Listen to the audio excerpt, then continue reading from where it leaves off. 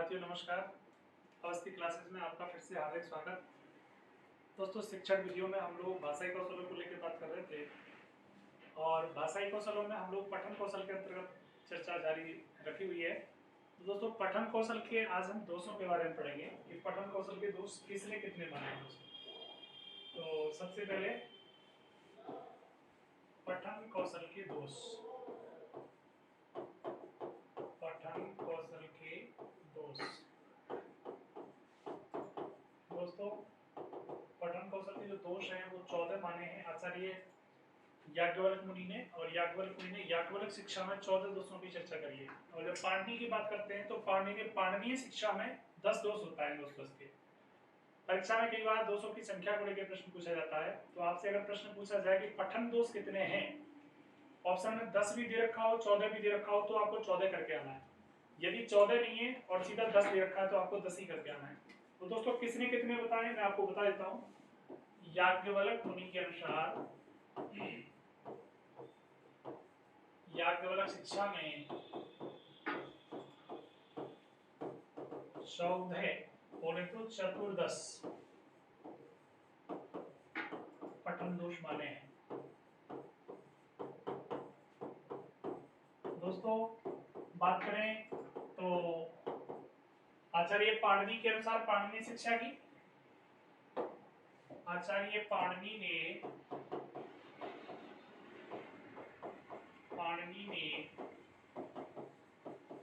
पाणिनीय शिक्षा में पठन की 10 दोष बताए हैं। 10 दोष माने हैं।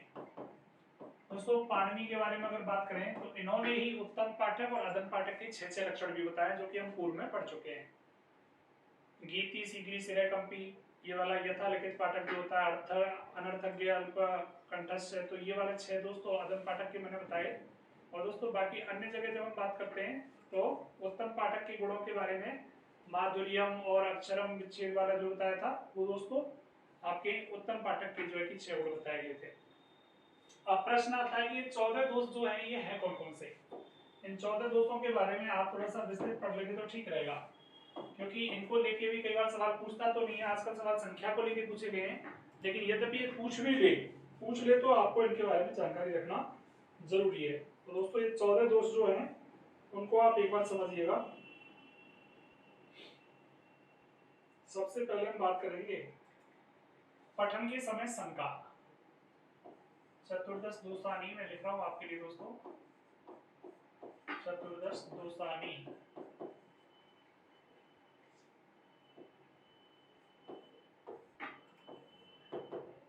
सबसे पहले बात कर रहे हैं पठन के समय शंका। पठन के समय शंका अगर होती है तो ये दोष के अंतर्गत आता है। जब कोई चीज पढ़ने के लिए आपसे कहा जाए और आप सीधा सीधा उसको शंकालु भाव से देखें और पढ़ नहीं पाए तो दोस्तों पठन के समय शंका एक दोष और दोष आपका उत्पन्न हो जाता है।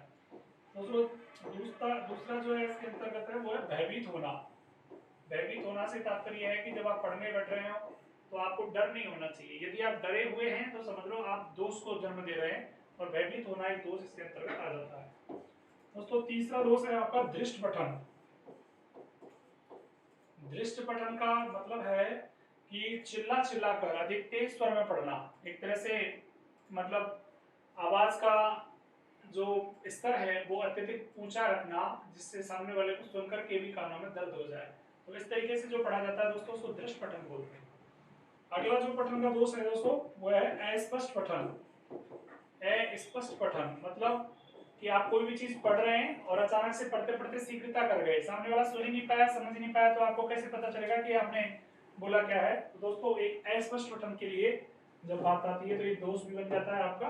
और दोस्तों आगे बात करते हैं नाक द्वारा पठन। कई बार आपने देखा होगा ऐसे लोग भी हमारे समाज में देखने को मिलते हैं जो केवल नाक ही नाक में बोलते हैं।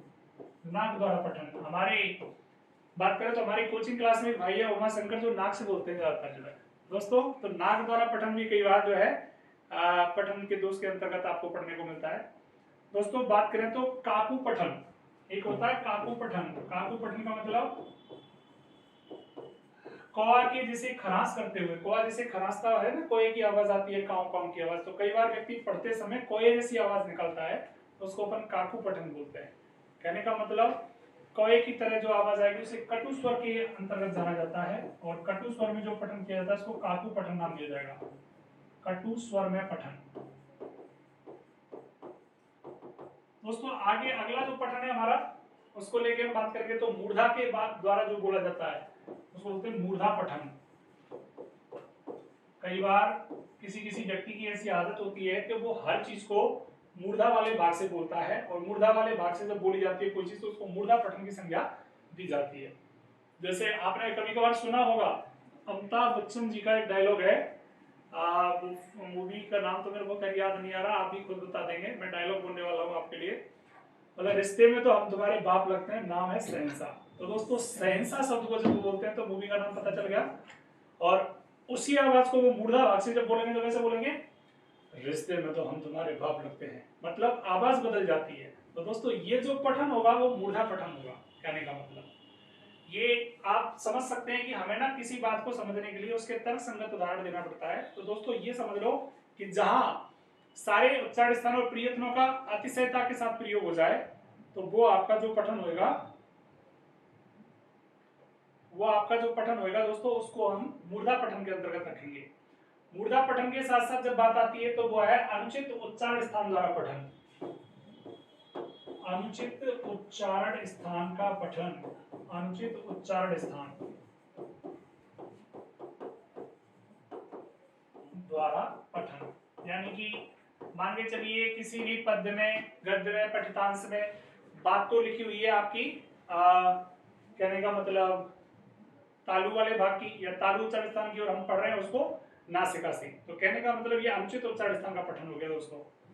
ऐसे ही हम बात करेंगे आगे, तो स्वर रहित पठन बात करें, जहां स्वर मिले हुए हों और हम स्वर का प्रयोग नहीं कर रहे, तो स्वर रहित पठन भी कई बार जो है कि पठन दोष के अंतर्गत आता है। स्वर रहित पठन भी पठन दोष का मुख्य कारण होता है।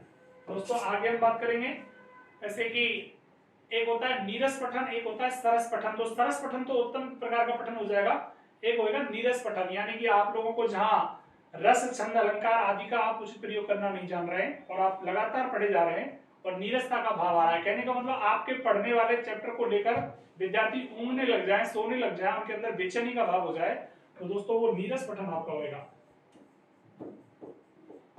नीरस पठन के अंतर्गत उसे हम इंक्लूड करेंगे। दोस्तों इसके आगे जब हम बात करते हैं अगली श्रृंखला में, तो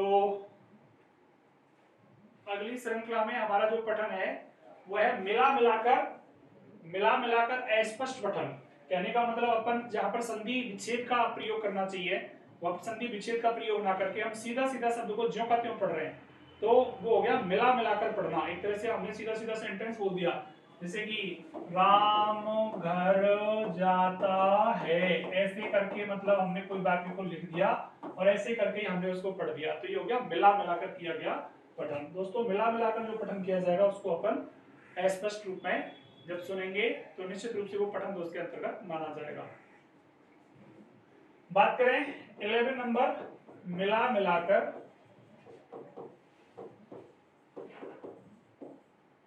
पढ़ना। ये भी आपको दोस्तों पठन के दोषों के अंतर्गत जो है कि देखने को मिलता है। दोस्तों विषम बलाघात करना, बलाघात का मतलब जहां सम संख्या में बलाघात किया गया, मतलब अकॉर्डिंग टू शब्द, जैसा शब्द लिखा हुआ है वैसे हम उसका बलाघात कर रहे हैं, तो वो तो सम बलाघात हो गया। एक हो गया विषम बलाघात। विषम बलाघात से तात्पर्य होता है विषम बलाघात, ये जो प्रक्रिया है दोस्तों ये भी पठन दोष के अंतर्गत आती है। विषम बलाघात करना ये भी पठन दोष का एक मुख्य कारण है। आगे बात करें नंबर 13, व्याकुलता पूर्वक पठन, यानी कि आप किसी भी चीज को पढ़ने के लिए धैर्य खो जाए अपना और व्याकुलता की भावना आपके अंदर आ जाए, तो व्याकुलता पूर्वक किया गया पठन भी आपका पठन दोष के अंतर्गत आता है। दोस्तों कहने का मतलब आप पेशेंस खो जाए, आपके अंदर जो धैर्य की भावना है वो पूरी तरह से खत्म हो जाए, तो दोस्तों समझ लो ये पठन भी आपका व्याकुलता पूर्वक पठन होगा। एक होता है आपका तालुहीन पठन। बात करें तो तालु भाग से जब हम लोग किसी भी चीज का उच्चारण करेंगे तो तालु में क्या होता है कि च वर्ग ई ई ये और स का उच्चारण होता है, तो इनके अलावा जैसे ही कोई वर्ड आपको पढ़ने को मिल रहा है और आप उसको तालव्य भाग से भी उच्चारित कर रहे हैं, तो सीधी सी बात समझ लीजिए कि आप पठन को जन्म दे रहे हैं।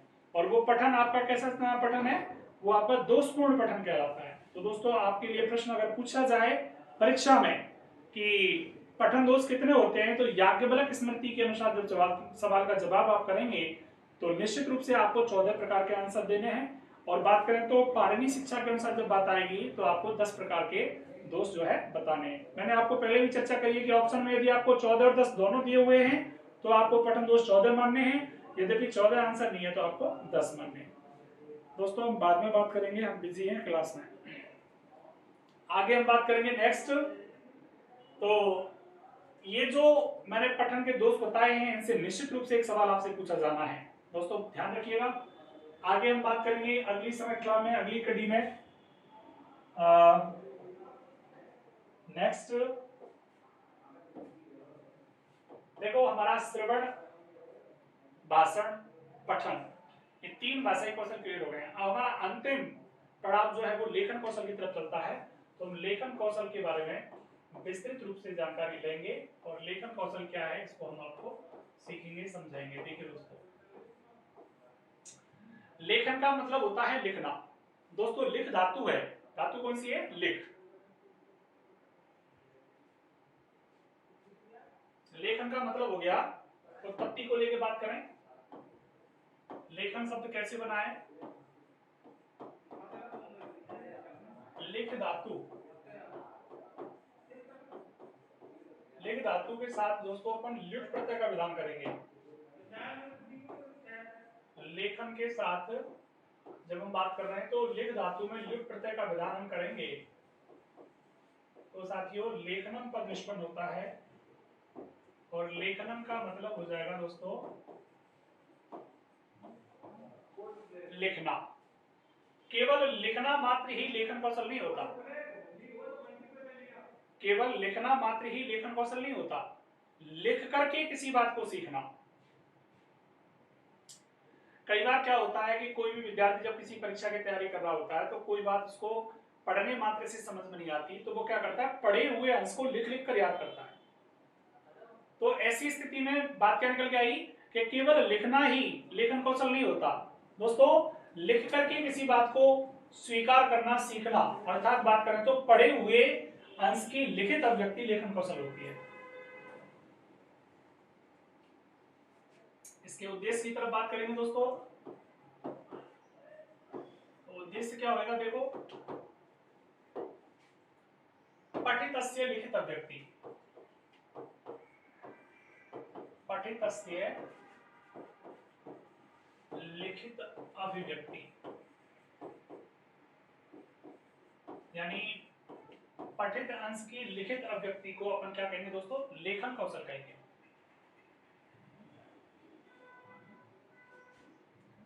आप समझ सकते हैं कि केवल लिखने को लेखन कौशल नहीं कहते, तो बात चाहिए हमें क्या, केवल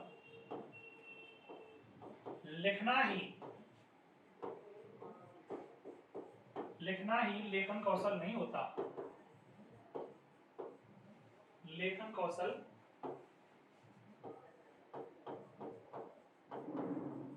नहीं होता।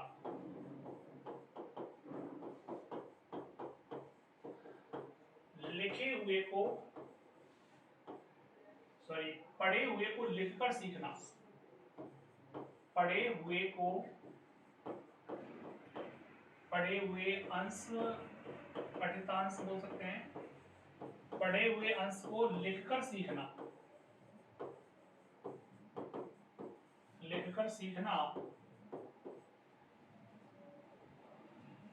लिखित अभिव्यक्ति युक्त, लिखित अभिव्यक्ति युक्त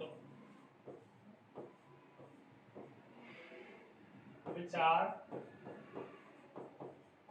लिखित अभिव्यक्ति युक्त विचार लेखन कौशल कहलाता है, लेखन कौशल कहलाता है।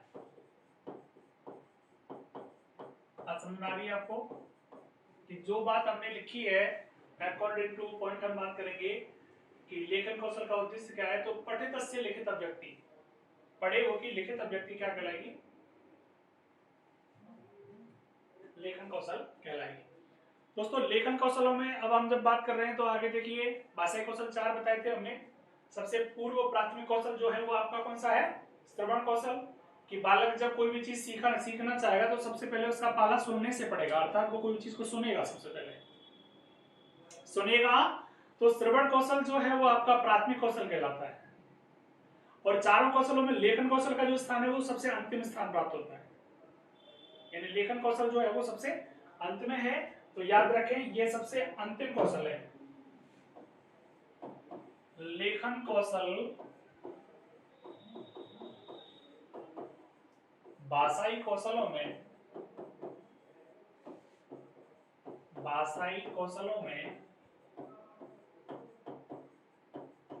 सबसे अंतिम कौशल होता है।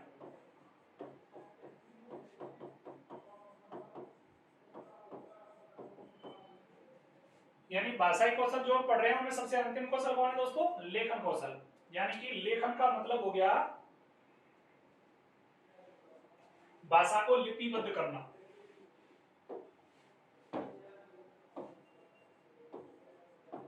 लेखन कौशल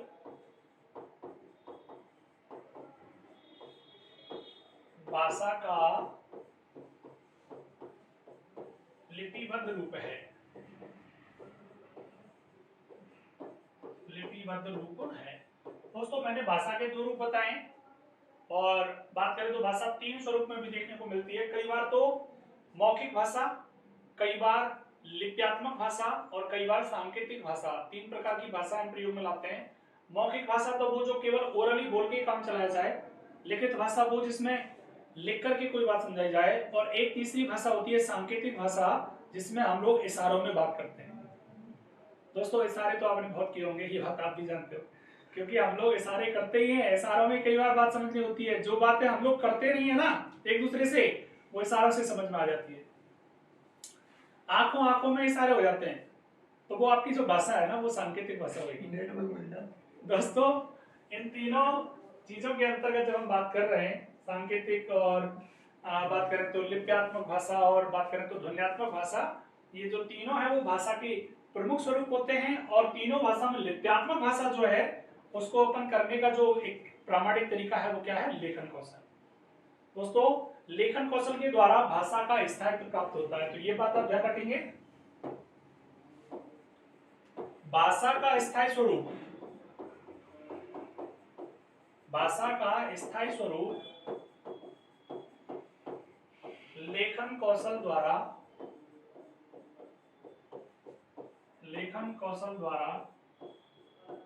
संभव होता है।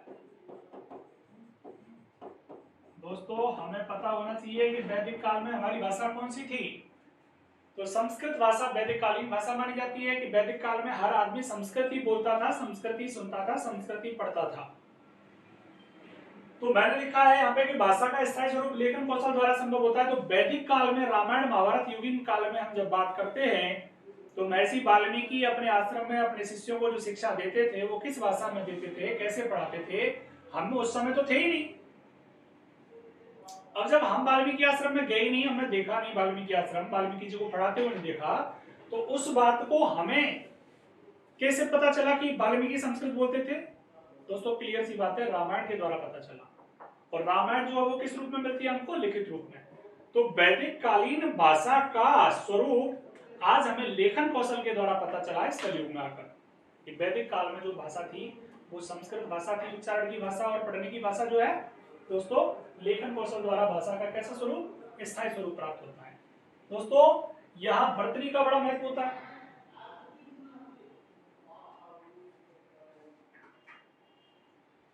लेखन कौशल में वर्तनी का बहुत बड़ा महत्व है। शुद्ध वर्तनी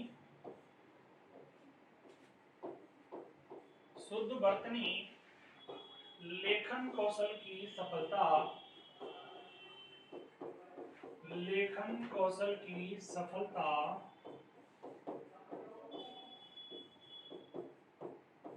बनती है। दोस्तों लेखन कौशल की सफलता कब देखने को मिलेगी? जब आप किसी बात को शुद्ध रूप से बर्तनी के साथ लिखेंगे। आपको पता है कई बार आपसे शब्द लिखवाए जाते हैं कि बर्तनी की दृष्टि से शुद्ध शब्द छांटिए।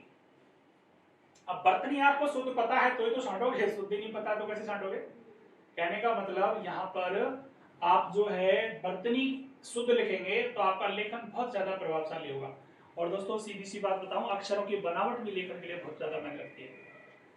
आप शिरोरेखा बंधन जो करेंगे उसके द्वारा भी लेखन आपका जो है कि प्रभावशाली होता है। कई बार क्या होता है, हमने देखा है ऐसे ऐसे विद्वान विदुषियों को देखा है जो लिखते जाते हैं, लाइन के ऊपर लिखते हैं, लाइन के नीचे नहीं लिखते दोस्तों। और लाइन के ऊपर लिखने वाले तो लिखते हैं, चलो मान लिया कि लाइन के ऊपर भी लिख लो, कोई समस्या ना है, लेकिन शिरोरेखा बंधन नहीं करते हैं। और शिरोरेखा बंधन नहीं करते हैं तो अच्छे से हमारे सेंटेंस में पदों का हमें पता नहीं चल पाता कि वाक्य में कौन सा पद कहां तक का है।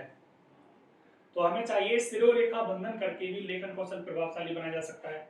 तो ये जो है लेखन के अंदर गुण दोषों के अंतर्गत हम पढ़ेंगे कि लेखन के गुण क्या हैं, लेखन के दोष क्या हैं। दोषों के अंतर्गत आएगा शिरोरेखा का न बंधन करना, करने का मतलब शिरोरेखा न बांधना भी लेखन का क्या है, दोष होता है। दोस्तों आगे हम बात करेंगे। तो लेखन कौशल का उद्देश्य जो है वो और उद्देश्यों में सबसे प्रमुख उद्देश्यों की तरफ हम बात करते हैं। तो प्रमुख उद्देश्य कौन से हैं? देखिए प्रमुख उद्देश्यों में हम पढ़ेंगे, बात आती है अक्षर शब्द और वाक्य के स्वरूप का ज्ञान। आप लेखन कौशल कर रहे हैं तो आपको अक्षर, आपको शब्द और वाक्य किस प्रकार से लिखने हैं, यति गति का प्रयोग कैसे करना है, लिखने का तरीका, आपको पूर्ण विराम बात करें तो अल्प विरामों का कैसे प्रयोग करना है, ये जो है अक्षर शब्द और वाक्यों का स्वरूप आपको पता होना चाहिए। तो नंबर फर्स्ट बात आती है अक्षर स्वरूप, अक्षर शब्द और वाक्य। अक्षर शब्द और वाक्य, तीन बातें बोली हैं, अक्षर शब्द और वाक्य, इनके स्वरूप का ज्ञान, इनके स्वरूप का ज्ञान। यानी कि स्वरूप का मतलब कैसे लिखा जाना है, आ और माँ में अंतर कैसे है, माँ और भा में अंतर कैसे है। माँ के ऊपर कई बार हम लाइन खींच दें कोई समस्या नहीं, और अगर भा के ऊपर लाइन खींचते तो समस्या है। दोस्तों मान के चलिए हमें पढ़ना है भूमि, और भूमि शब्द को हम लिखते हैं कैसे, यो, तब तो बात ठीक है, कोई समस्या नहीं है। अगर मैं इस भूमि शब्द को सीधा लिख दूं ऐसे, दोस्तों देख लो ये अंतर है लिखने का। भूमि में मैंने ग्रंथि बंधन कर दिया आगे और भा को अलग कर दिया, उसके ऊपर शिरोरेखा नहीं खींची तो पता चल गया कि भा लिखा हुआ है। और यदि मैं शिरोरेखा लिख देता हूं तो भूमि का मतलब हो गया भूमि। दोस्तों ये एक बहुत बड़ा अंतर है। यहाँ पे तो मैंने बोला ना कि अक्षर शब्द और वाक्य इनके स्वरूप का अगर आपको ज्ञान है कि कौन सा अक्षर कैसे लिखा जाना है, कौन सा शब्द कैसे लिखा जाना है, कौन सा वाक्य कैसे लिखा जाना है, तो निश्चित रूप से आपसे ये गलतियां नहीं होंगी। दोस्तों आगे बढ़ते हैं। आगे अगला जो सेंटेंस प्रमुख वाक्यों के अंतर्गत हम बात कर रहे हैं कि प्रमुख जो उद्देश्य वो कौन कौन से हैं। एक तो अक्षर शब्द और वाक्य का ज्ञान आपको होना चाहिए, उसके स्वरूप का पता होना चाहिए। दूसरा भावों का लिपिबद्ध करने का, भावों को, भाव किसके, जो बात हम लिखना चाह रहे हैं उसके भावों की बात आ रही है, भावों को लिपिबद्ध, आप किसी भी पठितांश के भावों को लिपिबद्ध कर रहे हैं तो भावों को लिपिबद्ध करके स्थायित्व प्रदान करना, लिपिबद्ध करके स्थायित्व प्रदान करना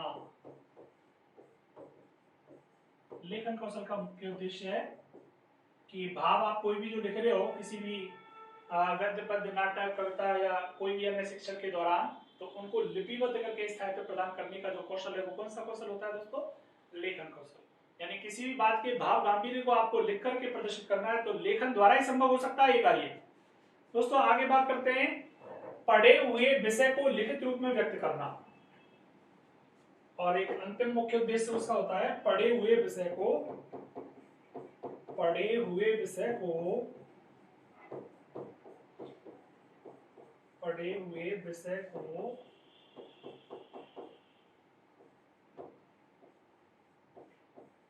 लिखित रूप में व्यक्त करना, पढ़ा हुआ जो विषय है मित्रों उसको लिखित रूप में व्यक्त करना जो है इसका प्रमुख उद्देश्य के अंतर्गत आता है। ये लेखन कौशल का सबसे अंतिम उद्देश्य और प्रमुख उद्देश्य आपके सामने मैंने रखा। अब दोस्तों हम बात करेंगे इस कौशल में अन्य विधियों के बारे में। तो लेखन कौशल की विधियां कौन कौन सी हैं? लेखन कौशल की विधियां,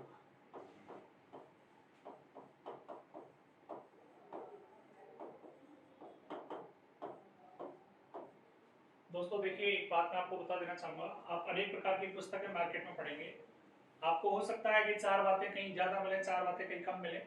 मैं आपको जो बात पढ़ाने जा रहा हूं या पढ़ा रहा हूं निश्चित रूप से वहां सार की बात कर रहा हूं। हमें ज्यादा फालतू चीजें नहीं पढ़नी है, हमें केवल काम की बात पढ़नी है। तो कई बार आप लोग कहीं ऐसा नहीं सोचे कि सर आपने लाइव क्लासेस में ऑनलाइन क्लास में ये जो आप करा रहे हो ये शॉर्ट मैटर है। शॉर्ट मैटर नहीं है दोस्तों, ये परीक्षा की दृष्टि से अत्यंत महत्वपूर्ण मैटर है जो कि आपके साथ डिस्कस किया जा रहा है। अभी हम बात करेंगे तो लेखन कौशल में सबसे अच्छी विधि है, सबसे पहली विधि, सबसे इंपॉर्टेंट विधि है, इसका नाम है जैकटॉट विधि। कौन सी विधि है दोस्तों? जैकटॉट। जैकटॉट विधि जो है सबसे इंपॉर्टेंट विधि है। तो सबसे पहले मैं इंपॉर्टेंट को लेकर चर्चा आपके बीच कर रहा हूं। जैकटॉट को अपन जैकाटॉट भी कहते हैं कई बार दोस्तों, इसको दृष्ट लेखन भी कहते हैं दोस्तों। इसको अपन नाम देते हैं कि देख करके कोई बात को लिखना, जैसा दिख रहा है वैसा लिखना, देखो और लिखो विधि भी कहते हैं इसको। जैसा कि इसका संस्कृत नाम मैंने लिया भी आपको, दृष्ट लेखन विधि। कौन सी विधि है दोस्तों? दृष्ट लेखन विधि। इस विधि का संस्कृत नाम होता है दृष्ट लेखन विधि। ये जैकटॉट एक अंग्रेजी नाम है दोस्तों, और जैकटॉट को जैकाटॉट भी बोलते हैं। तो ध्यान रखना दोस्तों, अध्यापक जैसा लिखता है छात्र वैसा का वैसा ही लिखकर उसका अनुसरण करते हैं। तो मैंने अभी बोला कि ज्यों के त्यों इस विधि में अध्यापक जैसा लिखता है छात्र ज्यों के त्यों ही उसका ज्यों के त्यों ही उसका अनुसरण करते हैं, अनुसरण करते हैं। अब दोस्तों ये कार्य तो हम एक दूसरी जगह से भी कर सकते हैं, जो लिखा हुआ है उसको ज्यों के त्यों लिखना। देखो बात लेखन कौशल की चल रही है ना, तो लेखन कौशल में हम बात करेंगे तो देखो श्रुत लेख है, अनुलेख है, ऐसे कुछ लेख आपने पढ़े होंगे। सुलेख लिखते हैं, श्रुत लेख लिखते हैं, अनुलेख लिखते हैं। तो ये कुछ लेखन के कुछ भाग हैं, उपविभाग हैं, तो इनको भी हम डिस्कस करेंगे आगे। लेकिन एक बात आपको पता होना चाहिए कि श्रुत लेख क्या होता है। श्रुत लेख तो हो गया सुन करके लिखना, और हम विधि कौन सी पढ़ रहे हैं? जैकटॉट। तो जैकटॉट विधि में सुन करके नहीं लिखना होगा, हमको जो दिख रहा है ना देख करके लिखना है। दृष्ट माने देखा हुआ है जो हमारी आंखों के सामने, लेखन उसका लेखन कार्य ही दृष्ट लेखन होता है। और ध्यान रखें ये कार्य हम एक जगह से कर सकते हैं, उस जगह का नाम है पाठ्य पुस्तक। कक्षा शिक्षक चल रहा है, डॉक्टर उमाशंकर दयाल जी पढ़ा रहे हैं, और दोस्तों छात्र बैठे हुए हैं। तो उमाशंकर जी ने जो कुछ पढ़ाया है छात्र डिट्टो ब्लैक बोर्ड से कॉपी कर रहे हैं, तो ये आपका दृष्ट लेखन हो गया। और मान के चलिए हमारे उमाशंकर जी को कोरोना हो गया, मान के चलिए वो चले गए साहब छुट्टी 2-4 महीने की इकट्ठी। तो दोस्तों उस स्थिति में छात्र को पढ़ना तो कैसे पढ़ेगा? तो उस स्थिति में पाठ्य पुस्तक का सहारा लेके पढ़ेगा। तो पाठ्य पुस्तक के सहारे से भी छात्र जो है सीखता है कई बार। तो यहाँ पर आप एक दूसरा पॉइंट बना सकते हैं, इस विधि में छात्र पाठ्य पुस्तक का सहारा लेता है, छात्र पाठ्य पुस्तक का सहयोग भी लेता है। दोस्तों पाठ्य पुस्तक के माध्यम से भी अपन इसमें अपना कुछ कार्य जो है उसको पढ़ सकते हैं, लिख सकते हैं, लेखन कार्य सीख सकते हैं। कहने का मतलब किसके सहारे से? पाठ्य पुस्तक के सहारे से। पाठ्य पुस्तक के सहारे से छात्र जो है वो अभ्यास करना सीख सकता है। दोस्तों जब श्याम पट्ट पर अध्यापक लिखेगा तो लिखते समय अध्यापक कुछ विशेष बातों का ध्यान रखेगा। अब विशेष बात क्या है कि एक तो अक्षरों की बनावट, उनके अंतर्गत जो है कि स्पेस, ऊपर की लाइन के साथ में नीचे की लाइन को कितने स्पेस के साथ में दोस्तों लिखने के लिए हाशिया वाली स्थिति से लिखना प्रारंभ करेगा। वाक्य जब खत्म होगा तो पूर्ण विराम लगाएगा, पैराग्राफ चेंज करेगा तो एक लाइन छोड़ के करेगा। ये कुछ व्यवस्थाएं हैं जिनको छात्र के लिए वो औपचारिक रूप से सिखा के ही रहेगा। औपचारिक रूप से मतलब छात्रों को ऐसे बोल के नहीं कह देगा कि नहीं ऐसे लिख लो, बिल्कुल उसको प्रयोग करके बताएगा। जैसा कि मैंने आपको शिक्षण की बातें करी थी, तो औपचारिक और अनौपचारिक दो प्रकार के शिक्षणों की बात मैंने आपसे कर ली है। औपचारिक शिक्षण क्या होगा? जहां छात्र विधिवत तरीके से कक्षा में बैठेगा, अध्यापक विधिवत तरीके से श्याम पट्ट पर कार्य करेगा, व्हाइट बोर्ड पर बात करते हैं, श्वेत पट्ट पर भी कार्य कर सकता है। ये श्वेत पट्ट ये जिसपे आप लिख रहे हैं दोस्तों, ये आपका दूरगामी शिक्षण के अंतर्गत जिसको अपन बोलते हैं क्या, इलेक्ट्रिक बोर्ड। दोस्तों ऐसी अवस्था में वो पूरी तरह से वाक्य कहां से लिखना प्रारंभ करना है। हाशिया क्या होता है, नोटबुक में जब हम लोग कोई भी चीज लिखेंगे तो हाशिए के बगल से लिखना प्रारंभ करना है। कई बार क्या होता है आपने देखा है, हम कोई जैसे कि मान के चलिए प्रार्थना पत्र लिख रहे होते हैं तो हम सीधा लिखते हैं सेवा में श्रीमान फलाना डिम्बा, इस तरीके से। तो ये जो तरीका है एक बेकार तरीका है, गलत तरीका है, अशुद्ध तरीका है। तो छात्रों को अध्यापकों सिखाता है कि बेटा देखो पहली लाइन में हाशिए के बिल्कुल बगल से सेवा में लिखना है, उस पर कोमा लगना है। तो ये व्यवस्था है ना लेखन कौशल की है। इनमें यदि इन चीजों का ध्यान नहीं रखेगा तो छात्र बिल्कुल गलती करेगा बार बार जो है। तो निश्चित रूप से श्याम पट्ट कार्य के समय अध्यापक को विशेष ध्यान रखना चाहिए कि कहां कैसे क्यों ये व्यवस्था करनी है। तो पॉइंट बनता है श्याम पट्ट अथवा श्वेत पट्ट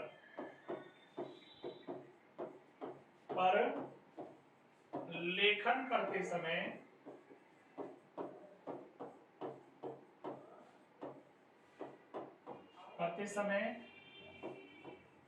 शिरोरेखा,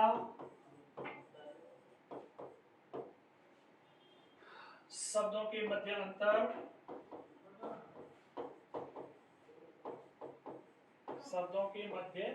अंतर,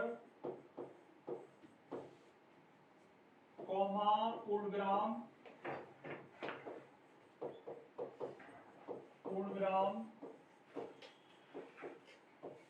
आदि का उचित प्रयोग सिखाना,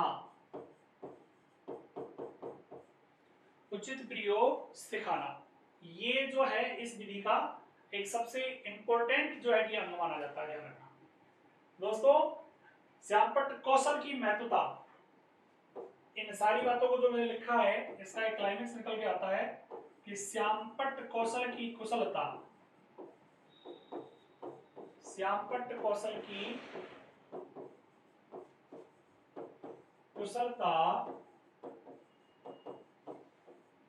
जैकार्ट विधि का प्रमुख अंग है। जैकार्ट विधि का प्रमुख अंग है।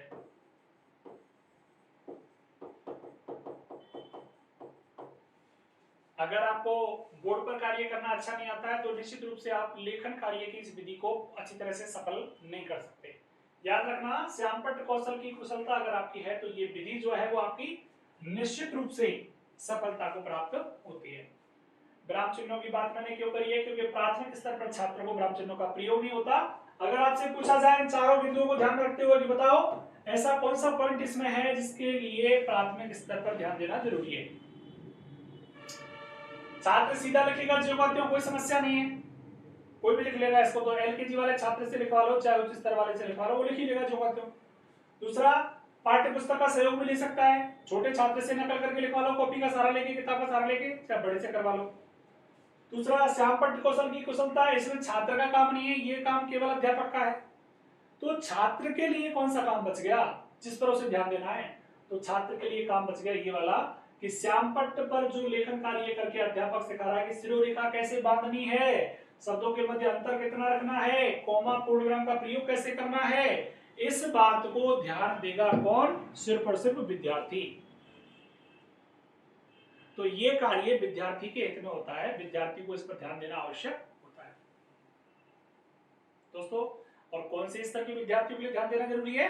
प्राथमिक स्तर के लिए। तो प्रश्न बनता है कि जैकटॉट विधि में श्यामपट्ट कार्य की कुशलता में अध्यापक द्वारा किसको संकेत किया जाता है? छात्र के लिए। और कौन से स्तर के छात्र के लिए? तो प्राथमिक स्तर के छात्र के लिए। ब्राह्मचिन्ह आदि का ज्ञान जो है, यहां पर पॉइंट बना के लिखा देता हूं चलो आपके लिए। विराम चिन्ह आदि का ज्ञान, आदि का ज्ञान प्राथमिक स्तर के लिए, प्राथमिक स्तर के छात्रों के लिए, प्राथमिक स्तर के छात्रों के लिए, प्राथमिक स्तर के छात्रों के लिए यदि हम लोग बात करेंगे तो ब्राह्मचिन्ह आदि का ज्ञान जो है वो अनिवार्य रूप से देना पड़ेगा, तभी वो बालक जो है इस विधि की सफलता को प्राप्त हो सकता है। दोस्तों आगे अगली विधि को लेकर चर्चा करते हैं।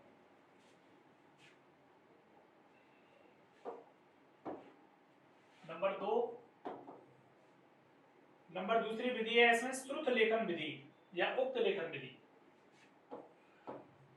श्रुत लेखन विधि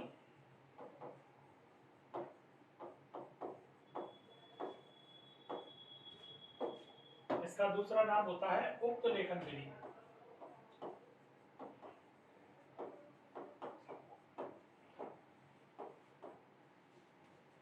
श्रुत लेखन जो है, श्रुत लेखन का मतलब जो सुना गया है, और उक्त का मतलब है जो कहा गया है। लेखन माने उसको लिखना, जो का त्यों, जो सुना गया है उसको लिखना या जो कहा गया है उसको लिखना, यह आपकी श्रुत लेखन विधि कहलाती है। दोस्तों अध्यापक द्वारा जो पद या वाक्य बोले जाएंगे उनको सुनकर जो का त्यों लिखना। तो बात क्या आती है?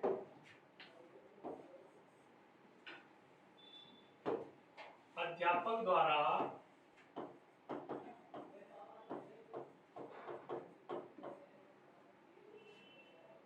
कहे हुए कथन को, अध्यापक द्वारा कहे हुए कथन को शब्दों, पदों, वाक्यों, शब्दों या वाक्यों, जो कथन करेगा वो कथन किसके रूप में होगा? चाहे तो शब्द के रूप में होगा, चाहे तो वाक्य के रूप में होगा। उनको सुनकर लिखना, सुनकर लिखना, इस विधि का ये मुख्य उद्देश्य मान लो। जैसा सुना है वैसा लिखना, जैसा कहा गया है वैसा लिखना।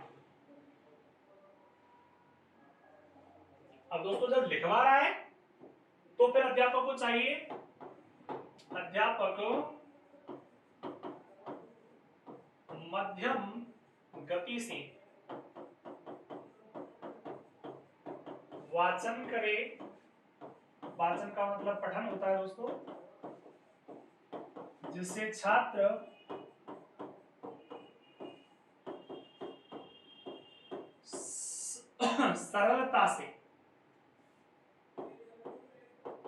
सरलता से लिख सके।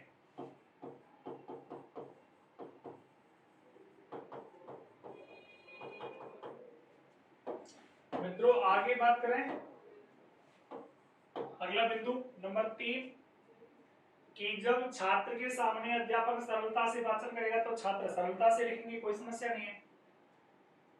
दोस्तों वाक्य या पद जो है वो पाठ्य पुस्तक के सहारे से भी लिख सकता है, क्योंकि ये बातें तो पाठ्य पुस्तक में लिखी होती हैं। जैसे हम पिछली वाली विधि में पाठ्य पुस्तक का सहारा लेना बता रहे थे, तो इस विधि के अंतर्गत भी आप पाठ्य पुस्तक का सहारा ले सकते हैं। क्यों? क्योंकि वाक्य या पद तो आपके पाठ्य पुस्तक में भी लिखे होते हैं जो कि। तो दोस्तों इस विधि में भी पाठ्य पुस्तक का सहयोग लिया जा सकता है।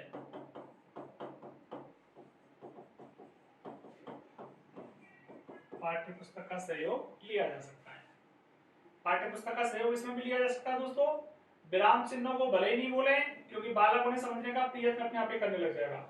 तो ये बात भी आती है कि हर बार विराम चिन्ह नहीं बोलना है, क्योंकि विराम चिन्ह हर बार बोलेंगे तो फिर बालक सीख क्या रहा है। यानी कि विराम चिन्हों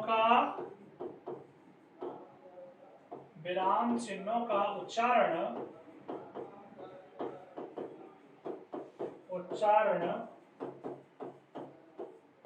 ना करें, बालक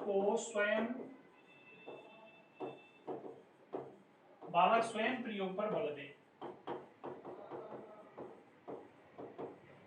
बालक जो है वो स्वतः प्रयोग में लाना चाहे उनको। यानी कि जैसे बोल दिया कि राम एक अच्छा लड़का है, वह अपने माता पिता को नित्य नमस्कार करता है। दोस्तों वाक्य बोल दिया मैंने, राम एक अच्छा लड़का है, तो बालक को चाहिए कि यहाँ पर यति हुई है, और यति हुई है तो निश्चित रूप से पूर्ण विराम आदि का प्रयोग बालक स्वयं करना सीख जाए।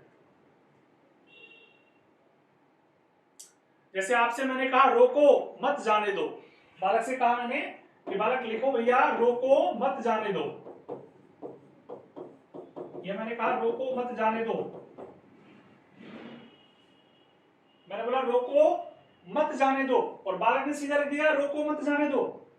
तो ये बालक को पता होना चाहिए कि जो बोला गया है उसमें रोको के बाद में यति हुई है, रोको मत जाने दो। तो इस बात को व्यक्त करने के लिए रोको पे कोमा लगाना आवश्यक होगा। तो बालक को हमें ये बोलना नहीं है कि बेटा रोको के बाद कोमा लगा, बाद में मत जाने दो और फिर पूर्ण विराम लगा, तो ये बात बोलनी नहीं है। बालक में ये योग्यता स्वयं विकसित हो जानी चाहिए उस समय, क्योंकि हम इस बात का ज्ञान तो पिछली वाली विधि से देते ही आ रहे हैं उसको। तो धीरे धीरे ये बात अभ्यास जैसे ही बालक के सामने होता रहेगा नित्य प्रति, और निश्चित रूप से बालक सीख जाएगा। क्योंकि भैया हम और आप सभी जानते हैं कि जितने हम द्रुतगामी स्थिति से आपके सामने बोल रहे हैं कोई बात, हम जन्म से ऐसे सीख के नहीं आए थे। स्टार्टिंग में आपकी तरह सबकी तरह भी हमारा भी पाला अनार से ही पढ़ा था, मात्राओं से पढ़ा था, और निश्चित रूप से हमने अभ्यास किया है, लगातार मेहनत की है। और आपको पता है जैसा कि आपने सुना है कि करत करत अभ्यास के जड़मत भूत सुजान, रसरी आवत जात पर सिल पर परत निशान। दोस्तों ये बात मनोविज्ञान में भी कई बार कही गई है, ये बात अन्य किसी भाषाई विषय में भी कई बार पढ़ाई जाती है, अध्यापक के द्वारा बार बार बताई जाती है कि अगर आपको किसी विषय विशेष में पारंगत होना है तो निश्चित रूप से उस विषय पर आपको अभ्यास करना ही होगा। रीट परीक्षा पास करनी है आपको, संस्कृत विषय पढ़ने का भी अभ्यास करना पड़ेगा, हिंदी भी पढ़नी पड़ेगी, मनोविज्ञान भी बराबर लेके चलनी पड़ेगी, लेवल फर्स्ट है तो मैथ और साइंस भी लेके चलनी पड़ेगी, और लेवल सेकंड है तो एसएस भी लेके चलनी पड़ेगी। अब कोई भी चीज ऐसे नहीं है कि जिसको आप छोड़ दो। दोस्तों बात करें ना निकट भविष्य में, तो जो एजुकेशन का स्तर है वो इतना बढ़ रहा है कि आपको कंप्यूटर एजुकेशन का भी सहारा लेना पड़ेगा, और बिना कंप्यूटर की काम नहीं होगा दोस्तों, बिल्कुल। क्योंकि कंप्यूटर शिक्षा जो है वो निश्चित रूप से हमारे लिए अनिवार्य शिक्षा के रूप में जुड़ने जा रही है, और हमें उमा शंकर सर को जो है कि अपना गुरु मानना ही पड़ेगा। दोस्तों आगे प्रश्न बात करते हैं अगले बिंदु को लेकर। तो श्रुत लेखन विधि में जो हमारा नेक्स्ट पॉइंट बनता है वो बनता है कि छात्र स्वयं भावानुकूल विराम चिन्हों का प्रयोग करना सीख जाएगा। तो मैंने बोला ना कि भावानुकूल विराम चिन्हों का प्रयोग जो है वो करना सीख जाएगा, तो छात्र के सामने विराम चिन्ह बोलने की जरूरत है ही नहीं। और दोस्तों ये किस स्तर के लिए श्रेष्ठ विधि है, तो ध्यान रखना उक्त लेखन विधि जिसका दूसरा नाम आप लोग श्रुत लेखन विधि भी कह रहे हैं, तो उक्त लेखन विधि जो है वो प्राथमिक और उच्च प्राथमिक और माध्यमिक 3 स्तर में बता रहा हूं। तो देखिए प्राथमिक स्तर के लिए तो पिछली विधि को हमने पढ़ लिया, अब बात आती है उच्च प्राथमिक और माध्यमिक स्तर, तो इन दोनों स्तरों के लिए ज्यादा उपयोगी है। तो बात करें उच्च प्राथमिक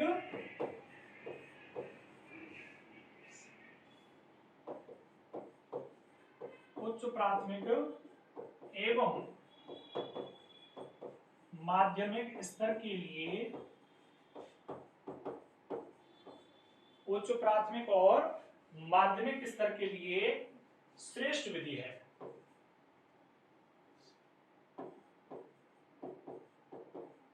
श्रेष्ठ विधि मानी जाती है। उच्च प्राथमिक और माध्यमिक स्तर के लिए श्रेष्ठ विधि है। तो निश्चित रूप से हमें पता चल गया कि श्रुत लेखन को उक्त लेखन भी कहते हैं। इसमें अध्यापक द्वारा जो कथन किए जाते हैं शब्द या वाक्य जो है उसको सुनकर के विद्यार्थी लिखता है। अध्यापक मध्यम गति से वाचन करता है तो छात्र को लिखने में सरलता रहती है। इस विधि में पाठ्य पुस्तक का भी सहारा लिया जाता है, क्योंकि जो शब्द या वाक्य अध्यापक बोल रहा है वो तो पाठ्य पुस्तक में भी मिलते हैं दोस्तों। विराम चिन्हों का प्रयोग करने के लिए बालक को जो है उच्चारण नहीं किया जाता, वो स्वयं भावानुकूल प्रयोग करना सीख जाता है।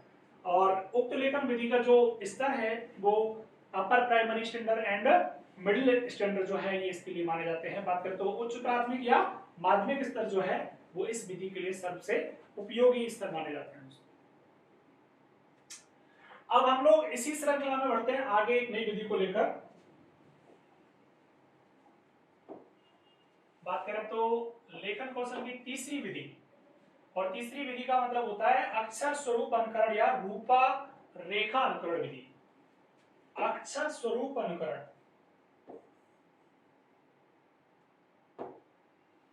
अक्षर स्वरूप अनुकरण। बात करें तो रूप रेखा अनुकरण विधि। अक्षर स्वरूप अनुकरण हो गया, रूपरेखा अनुकरण हो गया, इस विधि की बात यहाँ पे हो रही है दोस्तों। तो इसमें कैसे अक्षर स्वरूप या रूपरेखा अनुकरण होगा, जैसा कि आपको पता है कि प्राथमिक स्तर पूर्व प्राथमिक स्तर दो आपकी कक्षाएं होती हैं। जैसे देखिए विद्यार्थी पढ़ने बैठा तो एक तो होता है पीपीएस, जिसको बोलते हैं पूर्व प्राथमिक स्तर, और एक होता है पीएस जिसको बोलते हैं प्राथमिक स्तर। तो पीपीएस में आपका आता है प्ले ग्रुप, एलकेजी और यूकेजी,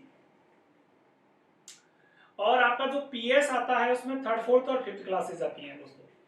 तो यानी कि इन दोनों स्तरों में जब हम बात करते हैं तो हमारे लिए जो पाठ्य पुस्तक है ना पीपीएस में, वो आती है जैसे आपको कोई भी अंग्रेजी विषय की पुस्तक है तो अंग्रेजी विषय में क्या होता है, डॉट डॉट लगे आते हैं, डॉट डॉट, एबीसीडी लिखी हुई है तो वो डॉट लाइन से लिखी हुई होती है, तो उसको बोलते हैं रूपरेखा। और रूपरेखा बना रखी है हमने, तो उस रूपरेखा को छात्र जो करते हो डिटो सीखेगा, तो निश्चित रूप से उसको अपन चाहे तो वर्कबुक के अंदर काम में ले लें, चाहे पुस्तक के अंदर ही काम में ले लें। तो ये जो अक्षर स्वरूप अनुकरण या रूपरेखा अनुकरण है इसको अपन वर्कबुक मेथड भी बोलते हैं। कौन सा मेथड बोलते हैं, वर्कबुक मेथड। तो ये बात आप इसमें उपनाम के रूप में याद रख लें, इसको अपन वर्कबुक मेथड, वर्कबुक मेथड भी इसको कहते हैं, क्योंकि इसमें छात्र जो है जो वर्कबुक में रूपरेखा अंकुरित है पहले से उनके आधार से लिखना सीखता है, जिससे वो अक्षरों की बनावट में अंतर करना सीख जाता है कि इसकी बनावट में कितनी लाइनों में इसकी बनावट होगी, कैसे आगे से इसको मोड़ा जाएगा, कैसे झुकाया जाएगा। तो ये सारी व्यवस्थाएं, क्योंकि हमको एक बात याद है कि ये वर्कबुक मेथड आज चलने लगा है, क्योंकि आज जो एजुकेशन का स्टैंडर्ड है वो काफी डेवलप है। बाकी आप याद करो आज से 25 साल पहली घटना,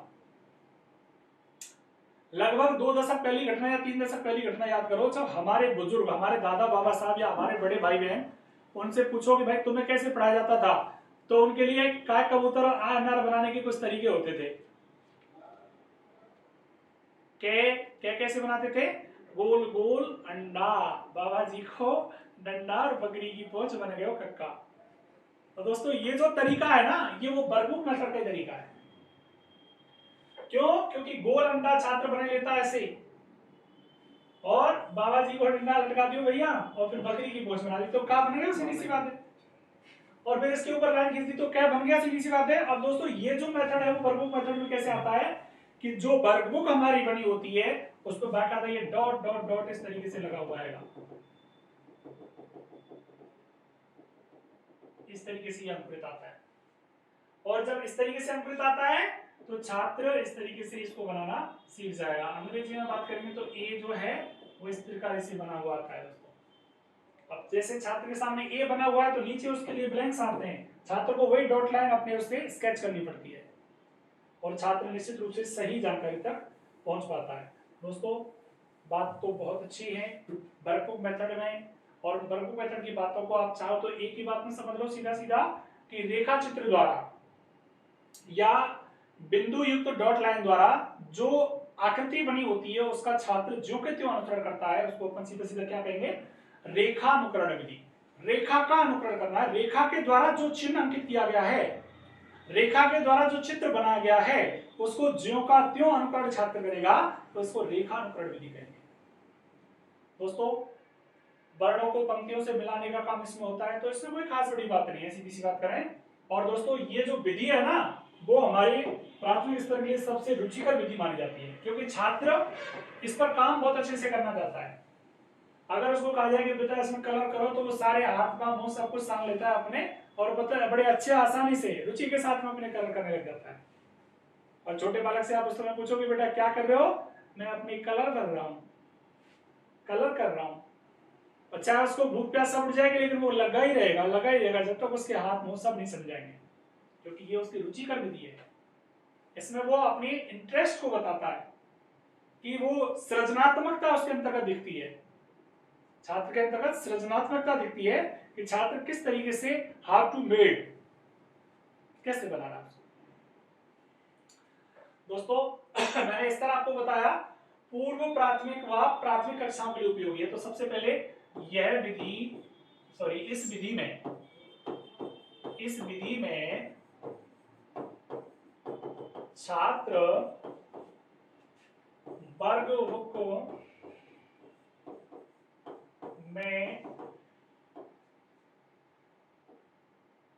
बुक में बने हुए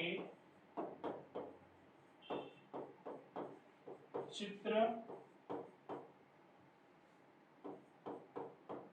रूपरेखा और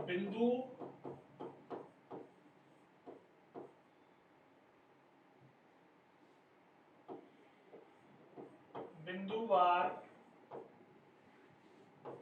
चिन्हित आकृति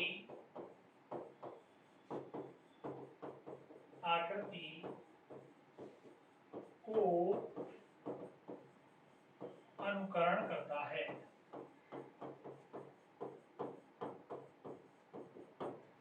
बिंदुवार चिन्हित आकृति जो होती है उसका क्या करता है छात्र, अनुकरण करता है। दोस्तों पंक्तियों से आपस में जुड़ाव करता है एक बिंदु का दूसरे बिंदु से। तो रेखा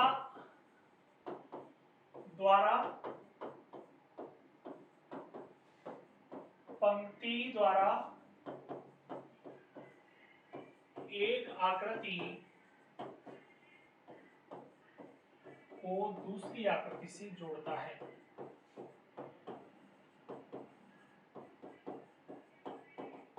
दूसरी आकृति से जोड़ता है।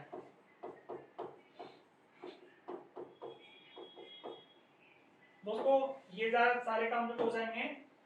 तो अब बात आती है कि स्तर, कौन सा स्तर मैंने बोला, पूर्व प्राथमिक स्तर और प्राथमिक स्तर। बात करें पीपीएस एंड पीएस। पीपीएस का मतलब हो गया पूर्व प्राथमिक स्तर, पूर्व प्राथमिक स्तर और प्राथमिक स्तर के लिए उपयोगी विधि है।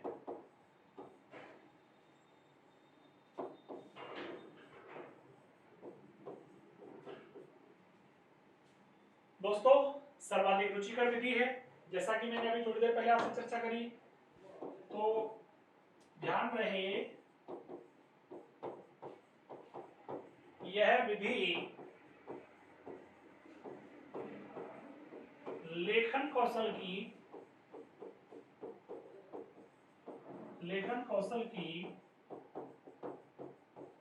सर्वाधिक रुचिकर विधि है। लेखन कौशल की क्या है, सर्वाधिक रुचिकर विधि है, ध्यान रखना। दोस्तों ये आपकी कंप्लीट हो गई।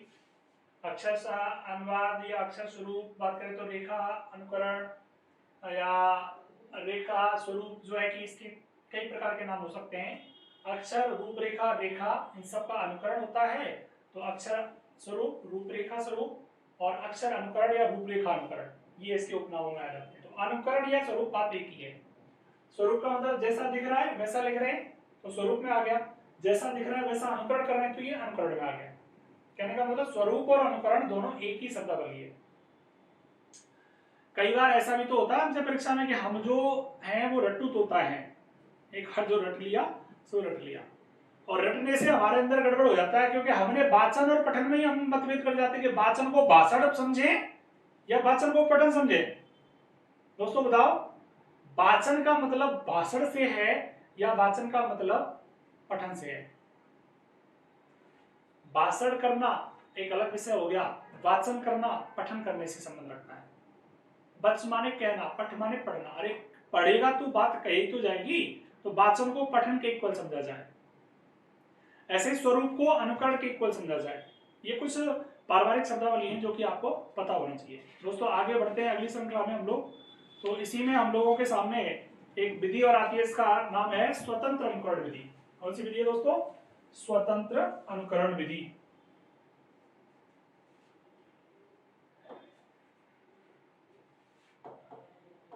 नंबर 4 पर जो विधि आएगी वह है स्वतंत्र अनुकरण विधि।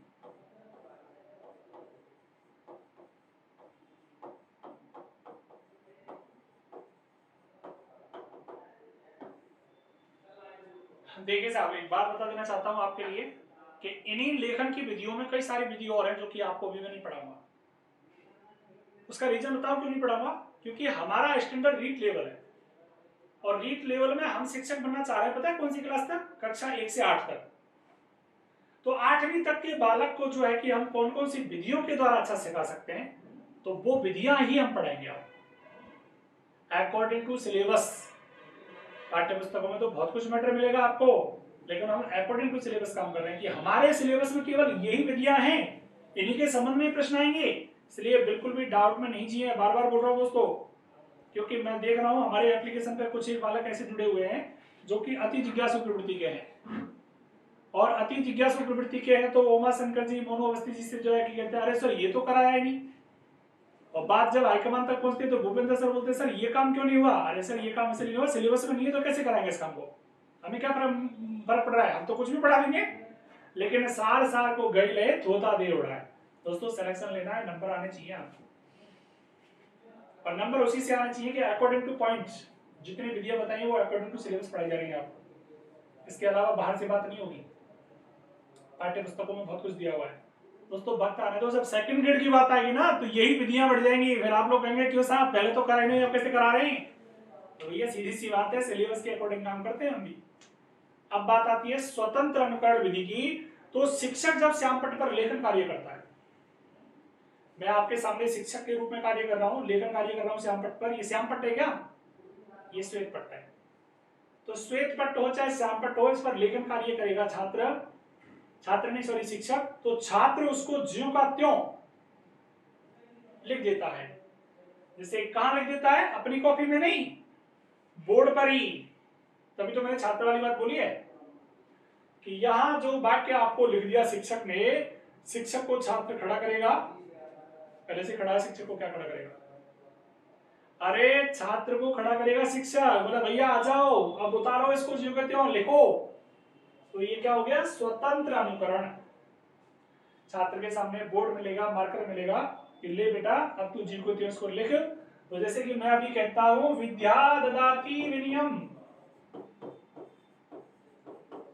विद्या ददाति विनयम, और ये बात जो है कि मैंने आपको लिख दी। अब बालक को मैं बुलाऊंगा, कक्षा में से खड़ा करके बोर्ड पर लेके आऊंगा और बालक को बोलूंगा बेटा अब बताओ आपको करना क्या है। तो बालक के सामने लिखा हुआ है स्वतंत्र अनुकरण विधि। पढ़ रहे हैं हम लोग कि जो वहां लिख रहा है ना उसको डिटो छापना है बालक को। अब बालक की खुद की हैंडराइटिंग जैसी होगी वैसे तो लिखेगा, मेरे जैसा थोड़ी लिख सकता है।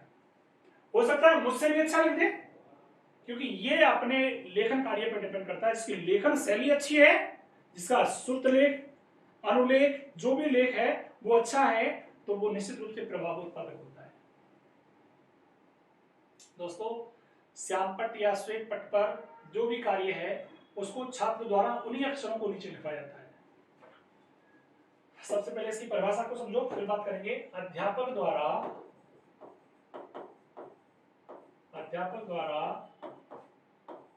श्याम पट्ट या श्वेत पट्ट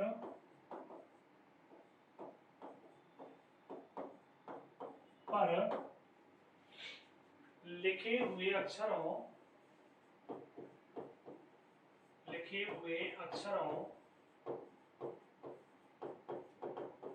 को छात्र से नीचे लिखवाता है।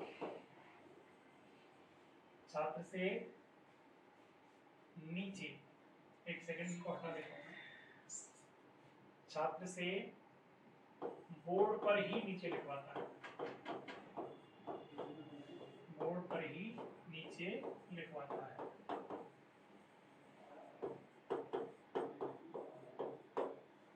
इसको बोलते हैं स्वतंत्र अनुकरण। जैसे कि साहब अभी हमने बोला विद्या ददाति विनयम। छात्र के सामने डॉट लाइन बना दी गई है, छात्र आएगा और स्वतः ही इनको लिखेगा। तो यही बात डिट्टो यहाँ लिखी जाए, विद्या ददाति विनयम। दोस्तों ये डिट्टो आपका जो हो गया वो कौन सा अनुकरण हो गया? स्वतंत्र अनुकरण। ये स्वतंत्र अनुकरण है।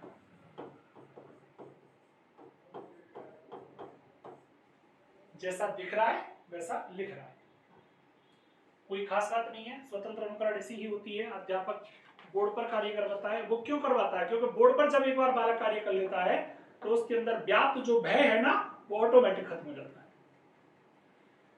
क्योंकि अध्यापक को छात्र को आगे भविष्य में किसी नौकरी इत्यादि के लिए तैयार तो करना है, ऐसा थोड़ी है। क्योंकि अध्यापक जो है ना, सुनो, बहुमुखी प्रतिभा का धनी होता है और वो छात्र को जिस किसी ढंग से, जिस किसी रूप में कन्वर्ट करना चाहे कर सकता है। क्योंकि अध्यापक छात्र कोरे घड़े पर काम करता है, छात्र रूपी कोरे घड़े पर कार्य करता है। अगर कोरे घड़े में आप गर्म पानी भरोगे तो गर्म पानी भी ठंडा हो जाएगा, और आप ठंडा भरोगे तो बहुत ज्यादा ठंडा हो जाएगा, क्योंकि वो घड़े का स्वरूप है।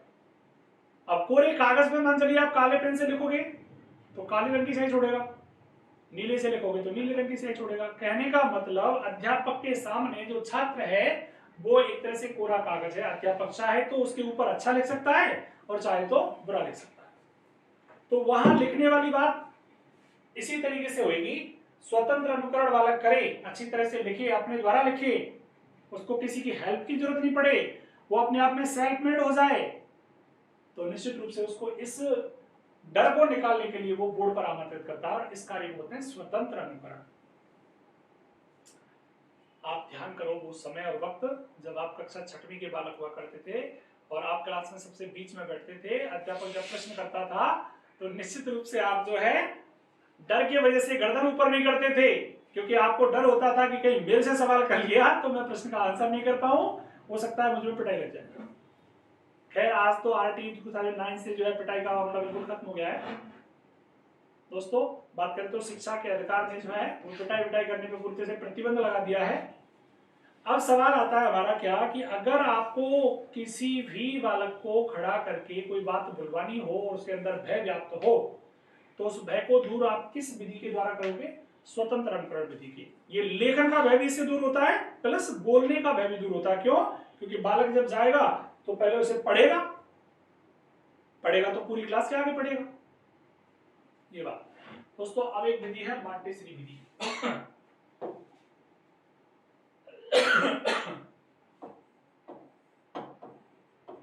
मॉन्टेसरी विधि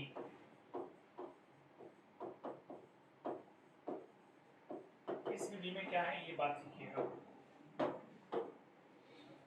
दोस्तों। मॉन्टेसरी विधि का मतलब होता है आंखों के द्वारा, कान के द्वारा और हाथों के द्वारा जो प्रशिक्षण प्रबल दिया जाता है। आंख, हाथ और कान। आंखों के द्वारा देख करके, कानों के द्वारा सुन करके, हाथों के द्वारा लिख करके।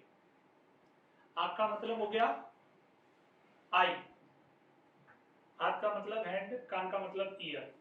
तो ईयर, आई और हैंड, बात करें तो आंख, कान और हाथ, इनको लेके जब हम बात करेंगे तो ये विधि जो है इन पर कार्य करती है। और इसको मॉन्टेसरी क्यों कहा गया? क्योंकि देखो, कोई बालक मान चलिए नेत्रहीन है, या कोई बालक जो है वो बधिर है, मतलब बहरा है, या फिर हाथों से अपाहिज है, बात करें तो ये विधि जो है ना, आपको विशिष्ट जो शिक्षा आप प्राप्त करते हैं, स्पेशल डीएलएड वगैरह करते हैं या फिर स्पेशल बीएड वगैरह करते हैं दोस्तों, तो उन स्पेशल जो कोर्सेज हैं उसके अंतर्गत इन विधियों को ज्यादा पढ़ाया जाता है।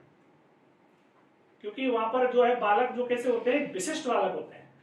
और विशिष्ट बालकों में जैसे नेत्रहीन है या फिर आंखों से अंधा है, मुख बधिर बालक है, जो भी है, तो दोस्तों उनके लिए हम लोग ऐसी विधियों का ज्यादा प्रयोग करना सिखाते हैं। हालांकि ये विधि सब जगह काम आती है आने को तो, पर इसमें क्या है, जैसे मान के चलिए कि कोई बालक आपका क्या है, आंखों से अंधा हो गया, तो हाथ के माध्यम से, उंगलियों के इशारे से उसको पढ़ना सिखाया जाएगा। यानी कि पहले श्याम पट्ट पर अक्षरों पर उंगली का संचालन करवाएगा। जैसे मान चलिए अक्षर बुधे हुए हैं, तो उंगली के द्वारा, जैसे उंगली आंखों से मैं अंधा हूं मान चलिए, तो उंगली से ए का उच्चारण करना, तो ए के ऊपर इस तरीके से ए की जो आकृति बनी हुई है, अपन उंगली चलाएंगे उस पर, और उंगली 2-4 बार चलाएंगे तो बालक को वो आकृति पता चल जाएगी कि ये उंगली जो है किस किस जगह पे होकर चल के आ रही है।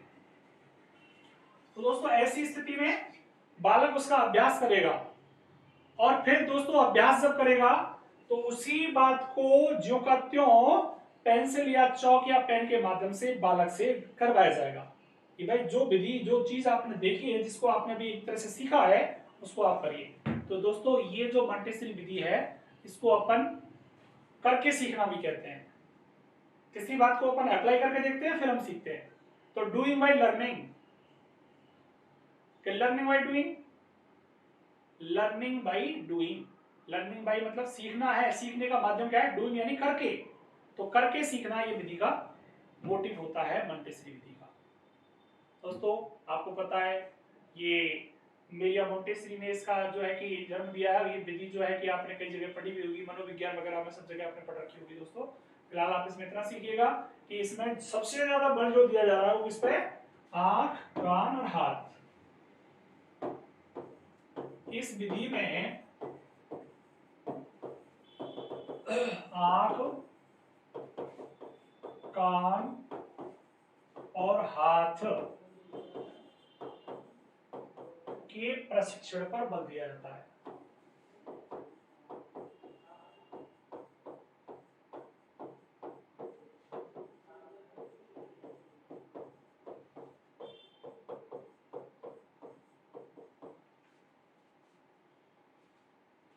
दोस्तों फिर क्या करेंगे, श्याम पट्ट पर अक्षरों और उंगलियों का संचालन करवाएगा अध्यापक।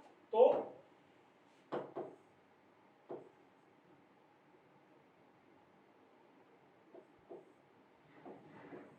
श्याम पट्ट पर अध्यापक द्वारा छात्र से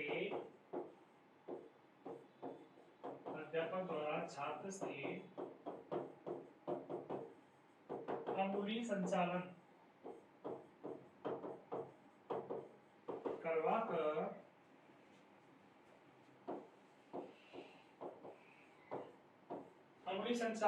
करवाकर यानी अंगुलियों का संचालन करवाया जाएगा।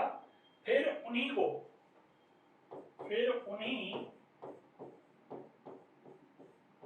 वर्णों या आकृतियों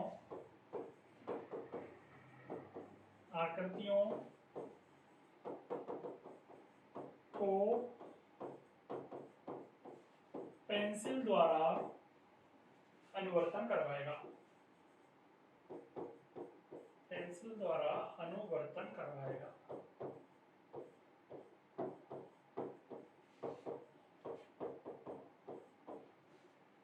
दोस्तों इसमें आपके लिए स्पेशल कुछ ऐसा है नहीं, कहने का मतलब सिंपल विधि है। बाकी आगे और भी इसके अंतर्गत आपको सिखाने वाला हूं कुछ नया। जैसे अभी हमने श्रुतलेख विधि पढ़ ली, अक्षर बोध विधि, आपको बात करें तो स्वतंत्र अनुकरण विधि हमने अभी आपको पढ़ाई है।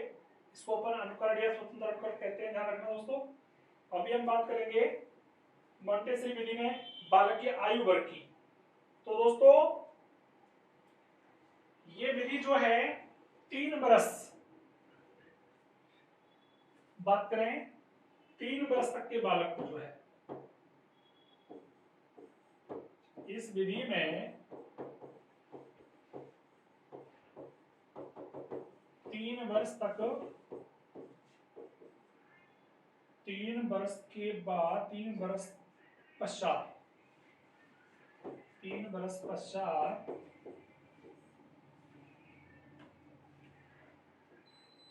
छात्र को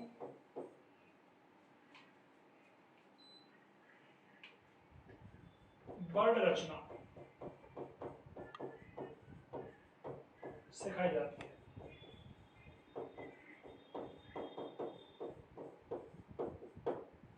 वर्ण रचना सिखाने का समर्थन करती है दोस्तों ये विधि। और लकड़ी के गत्ते पर अक्षर बनाए जाते हैं दोस्तों, उनको बालक छूता है, स्पर्श करता है, ये बात भी मैंने आपको बता दी। अब दोस्तों हम इसके अंतर्गत लेखन कौशल में कुछ स्पेशल जो आपके पार्ट होते हैं, बात करें तो अनुलेख क्या है, बात करें अनुकरण लेख क्या होता है, आपका प्रतिलेख क्या होता है दोस्तों, श्रुत लेख क्या होता है, इन सारी चर्चाओं को भी हम लोग करेंगे। और सुलेख क्या होता है, ये जो है इन तीनों लेखों के बारे में हम अगली क्लास में आपको बताने वाले हैं दोस्तों। देखते रहिए अवस्थी कंपटीशन क्लासेस। नमस्कार, धन्यवाद।